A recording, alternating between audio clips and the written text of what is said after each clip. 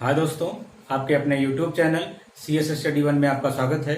दोस्तों, आज हम लोग अपनी हिंदी के क्लास में शुरू करने वाले हैं उपसर्ग, जिसे इंग्लिश में कहते हैं प्रीफिक्स। दोस्तों, इसकी परिभाषा है कि यदि जो शब्दांश शब्दों में जुड़कर उनके अर्थ में कुछ विशेषता लाते हैं, वे क्या कहलाते हैं दोस्तों? उपसर्ग कहलाते हैं। वे क्या कहलाते हैं? उपसर्ग। जो शब्दांश शब्दों में जुड़कर उनके अर्थ में कुछ विशेषता लाते हैं, वे क्या कहलाते हैं दोस्तों? शब्दांश कहलाते हैं। तो चलिए, शब्दांश की बात कही गई है। किसकी बात कही गई है? शब्दांश। तो शब्दांश का मतलब होता है, शब्दांश का मतलब होता है शब्दों का, शब्द का अंश। शब्द का अंश। अंश का मतलब होता है टुकड़ा। शब्द का वह अंश जो किसी शब्द में जुड़कर, किसी मूल शब्द में जुड़कर उनके अर्थ में क्या करता है दोस्तों? विशेषता लाता है, परिवर्तन लाता है, बदलाव लाता है। तो वे क्या कहलाते हैं दोस्तों? वे उपसर्ग कहलाते हैं। यदि वो क्या करता है? बदलाव लाता है, तो उसे हम क्या कह सकते हैं? उपसर्ग कह सकते हैं दोस्तों। ठीक है, अब इसका शाब्दिक अर्थ समझते हैं दोस्तों।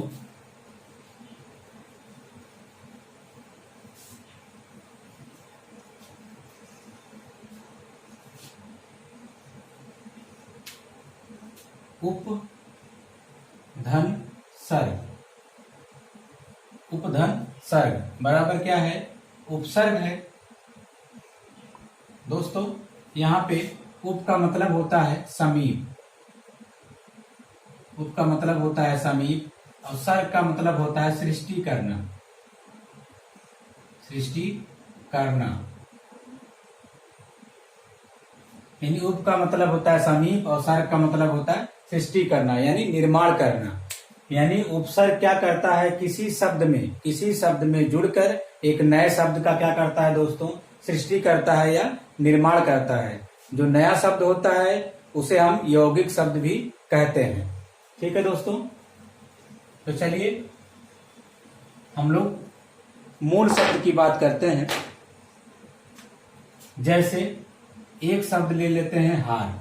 ये क्या है दोस्तों? मूल शब्द है। एक ऐसा शब्द है दोस्तों, मूल शब्द है। और मूल शब्द वे शब्द होते हैं जिसमें कोई परिवर्तन नहीं होता है, उसका एक अपना निजी अर्थ होता है। ठीक है दोस्तों, अब इसमें क्या जोड़ दिया जाए दोस्तों?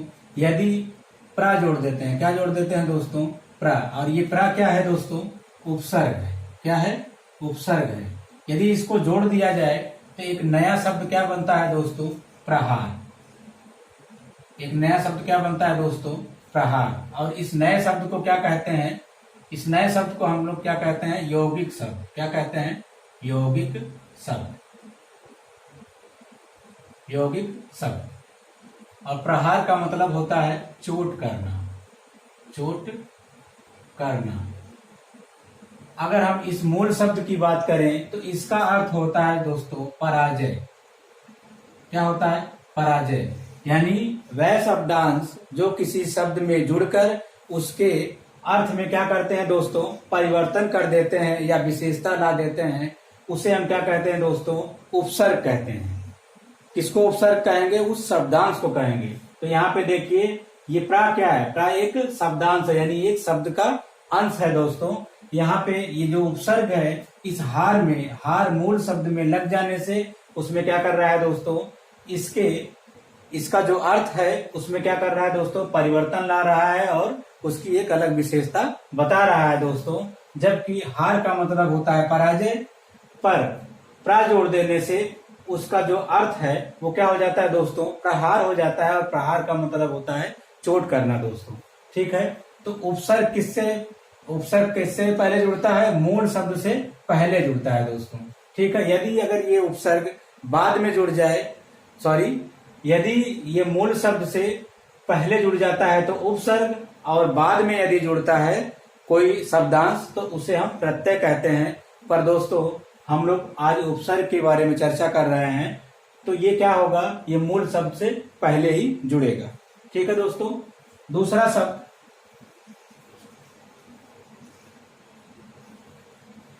अगर दूसरा शब्दांश लेते हैं तो जैसे इसमें जोड़ दिया जाता है बी।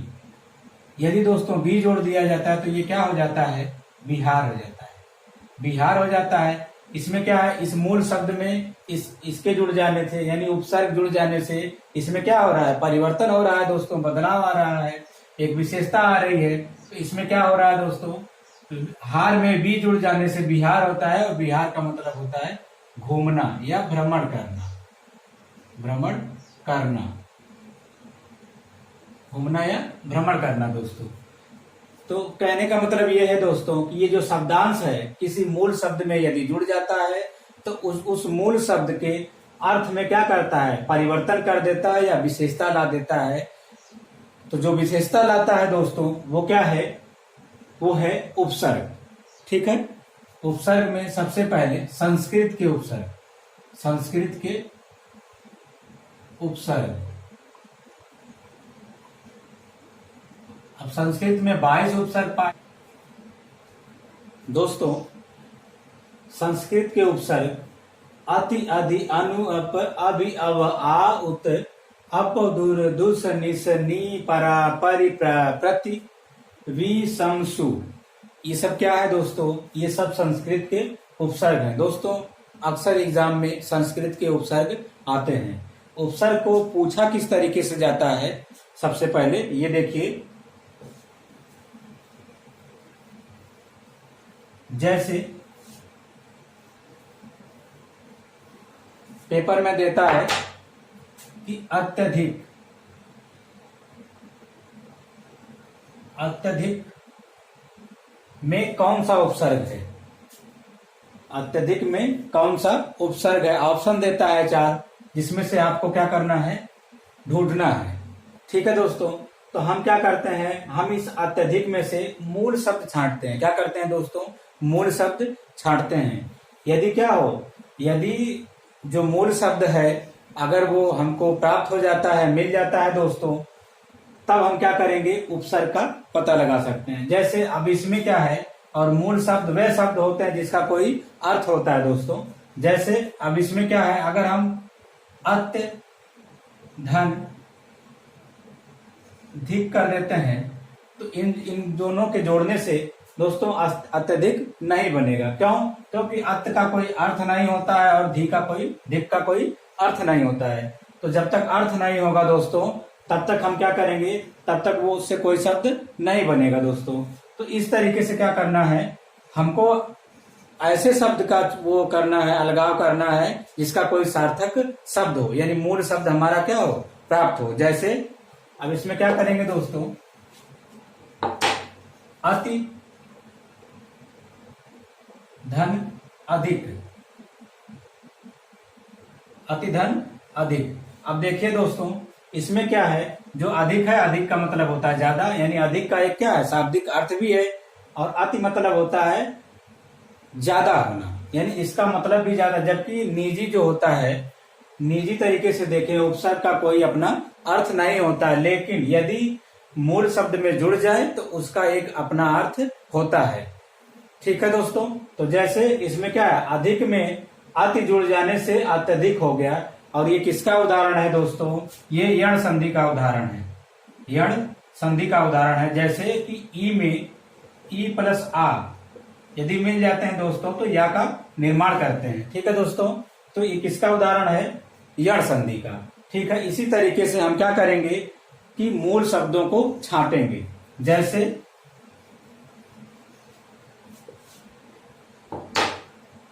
एक आता है, जैसे ये अधि है और दूसरा आएगा अधि, वो अति था और ये अधि है। अब अधि में क्या है, जैसे एक कार शब्द है, कार शब्द है। अब इसमें क्या जोड़ देते हैं दोस्तों, अगर अधि जोड़ देते हैं तो ये क्या हो जाता है दोस्तों, अधिकार हो जाएगा। क्या हो जाएगा, अधिकार हो जाएगा। ठीक है दोस्तों, अब इसमें जब प्रश्न बनेगा तो ये पूछा जाएगा कि इसमें अधिकार, अधिकार में उपसर्ग कौन है, छाटिए। तो आप देख सकते हैं कि जो कार है, जो कार है ये क्या है, एक शब्द है, एक क्या है, एक शब्द है, और ऐसा शब्द है जिसका एक सार्थक अर्थ है। ठीक है दोस्तों, और अधि अधि क्या है, एक उपसर्ग है, और वो कैसा उपसर्ग है, वो संस्कृत का उपसर्ग है। ठीक है दोस्तों, तो हम क्या करते हैं, किसी यौगिक शब्द में से क्या करते हैं, मूल शब्द को छांटते हैं। ठीक है दोस्तों। दूसरा, जैसे अपमान। अब दोस्तों अपमान क्या है, एक यौगिक शब्द है। क्या है, यौगिक शब्द है। कैसा शब्द है दोस्तों, यौगिक शब्द है। और इस यौगिक में से हमको क्या करना है, मूल शब्द को छांटना है। जब मूल शब्द हम छांट लेंगे तो हमारा क्या पता लगेगा, क्या मालूम पड़ेगा, उपसर्ग। तो अब देखिए, अपमान, या अगर ऐसे करें अ धन पमान, तो अगर ऐसे करेंगे तो पमान का कोई अर्थ नहीं होगा, या अपमान। ठीक है, अगर ऐसे भी कर देंगे तब भी इसका अर्थ नहीं होगा। तो दोस्तों हम क्या करेंगे, हम सबसे पहले इसमें देखेंगे कि इसमें मूल शब्द कहाँ है। तो जो मान है वो क्या है, वो एक मूल शब्द है। मान है वो क्या है, एक मूल शब्द है। और इसमें जुड़ा क्या है दोस्तों, अप। क्या जुड़ा हुआ है, अप। और यही अप क्या है दोस्तों, यही अप शब्दांश है या उपसर्ग है। क्या है दोस्तों, शब्दांश या उपसर्ग है, जिसके जुड़ जाने से क्या होता है, एक नए शब्द का निर्माण हो रहा है दोस्तों। ठीक है, तो आप इसी तरीके से जब भी कोई पेपर में आता है तो सबसे पहले क्या करेंगे, आप ध्यान से उसको देखेंगे और उसमें से ये कोशिश करेंगे कि उसमें से जो मूल शब्द है उसका हम पता लगा सकें।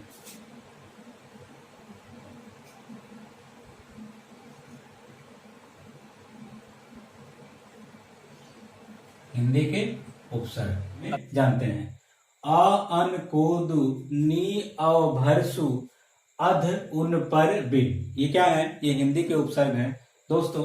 जैसे एक कोई शब्द लेते हैं, एक कोई क्या हो शब्द लेते हैं, यौगिक शब्द। जैसे मान लेते हैं दुकान, दुकान, दुकान। अब इसमें क्या है, दु है, इसमें दु है। तो इसको देखना है कि ये जो अर्थ है, जो ये मूल शब्द है यानी यौगिक शब्द है, क्या इसका कोई दूसरा अर्थ भी निकलेगा क्या। अगर दूसरा अर्थ निकलेगा दोस्तों तो ही क्या होगा, तो ही वो यौगिक शब्द होगा, अन्यथा नहीं होगा। जैसे दुकान को अगर हम अलग करें तो दु धन कान, दु धन कान। ठीक है, यही होगा।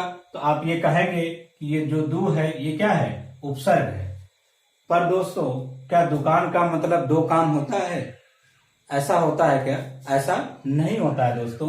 क्योंकि दुकान का मतलब होता है वह जगह जहां पे खाने पीने और अन्य सामग्री एकत्रित करके बेची जाती हो दोस्तों, उसे हम क्या कहते हैं दोस्तों, दुकान कहते हैं। तो दुकान का कोई अन्य अर्थ नहीं होता है। अगर होता तो हम अलग कर देते, दो धन कान बराबर दो कान होते, पर ऐसा नहीं है दोस्तों, इसलिए इसमें कोई उपसर्ग नहीं है। ठीक है, कुछ ऐसे एग्जाम्पल भी आपको मिल जाएंगे दोस्तों, तो ध्यान देना है क्या उसका जो यौगिक अर्थ है, क्या उसका जो यौगिक अर्थ है उसमें कोई अन्य अर्थ भी निकलता है कि नहीं।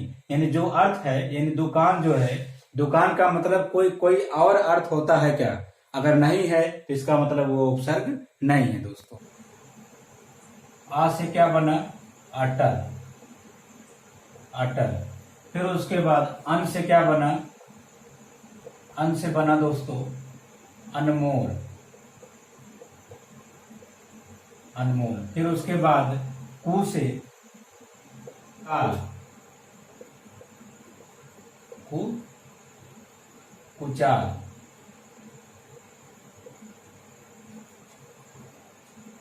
फिर दो है, दो से दुबला, दुबला। ये किससे बन रहा है दोस्तों, ये दो उपसर्ग के जोड़ने से। बला, बला का मतलब होता है परेशानी। ठीक है, नहीं कहता है कि क्या बला आ गई है। ठीक उसी तरीके से अगर दुबला यानी दो जुड़ जाता है तो वो क्या हो जाता है, सर। ठीक है दोस्तों, फिर उसके बाद क्या है, उसके बाद भर। भर से क्या बना, भर पेट, भर पेट। फिर उसके बाद क्या है दोस्तों, सु, फिर क्या है सु,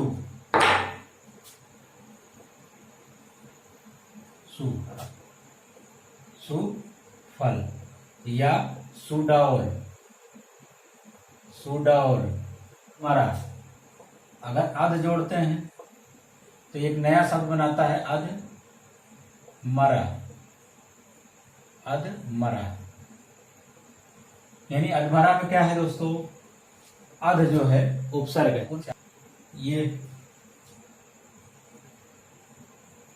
ये उन है दोस्तों।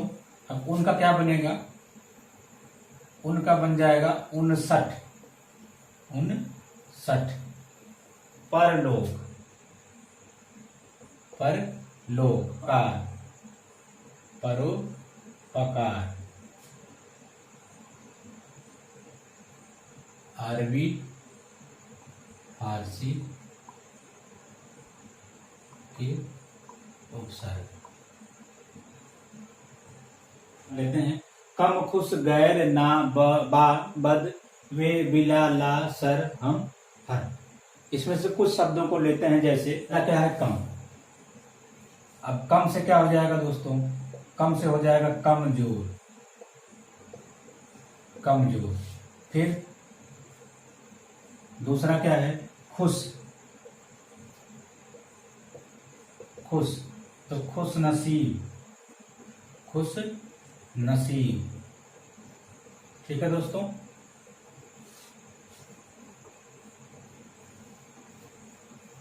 तीसरा क्या है गैर। अब गैर किसमें जुड़ जाएगा दोस्तों, गैर, गैर कानूनी, गैर कानूनी। ठीक है। और ना समझ, ना समझ। ठीक है, ना समझ, ना दान। तो ये किसका है, ना प्रत्यय से है, ना प्रत्यय से जुड़ करके ना समझ ना दान। ठीक है। नेक्स्ट बनाम, बा से बनाम, बदौलत,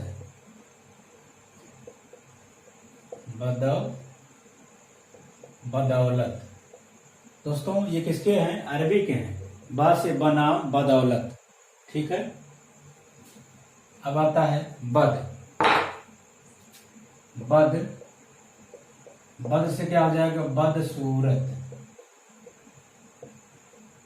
बदसूरत। ठीक है दोस्तों। फिर आता है बे,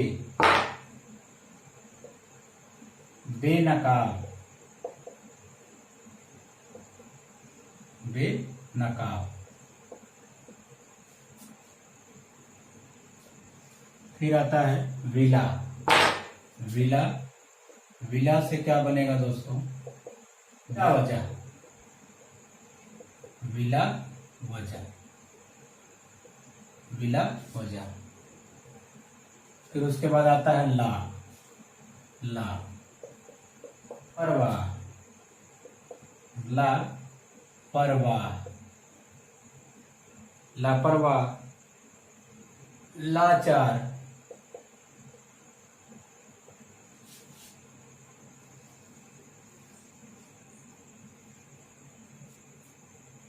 अब क्या है सर, सर से सरताज, सर से, सर से क्या बनेगा दोस्तों, सरताज, सर ताज या सरदार। ठीक है दोस्तों। इस तरीके से उपसर्ग के जुड़ने से एक नया, उपसर्ग के जुड़ने से एक नया अर्थ स्पष्ट हो रहा है। और क्या है हम, हम से क्या हो जाएगा, हम सफर, हम सफर। ठीक है। हर है, हर है, हर से क्या हो जाएगा, हर दिन, हर दिन का मतलब होता है प्रत्येक दिन। ठीक है। या हर साल, या हर साल, हर साल। तो इस तरीके से क्या है, अरबी फारसी के उपसर्ग जो जुड़ जाते हैं एक नए शब्द में तो एक नया अर्थ देते हैं दोस्तों। ठीक है, अब आते हैं अंग्रेजी के उपसर्ग।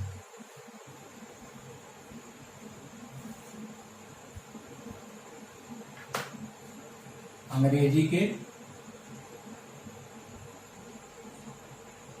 के उपसर्ग। अंग्रेजी के उपसर्ग। सब का मतलब, जैसे यहाँ पे सब है, अब सब किस में जुड़ जाएगा? Sub inspector. Sub inspector. Sub inspector. ठीक है, जैसे डिप्टी है, अब डिप्टी है, डिप्टी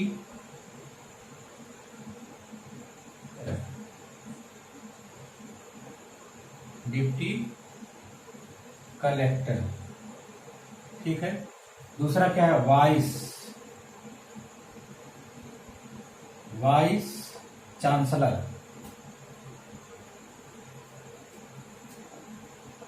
वाइस चांसलर। ठीक है, चीफ। अब चीफ से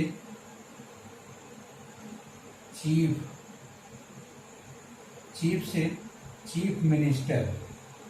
चीफ मिनिस्टर।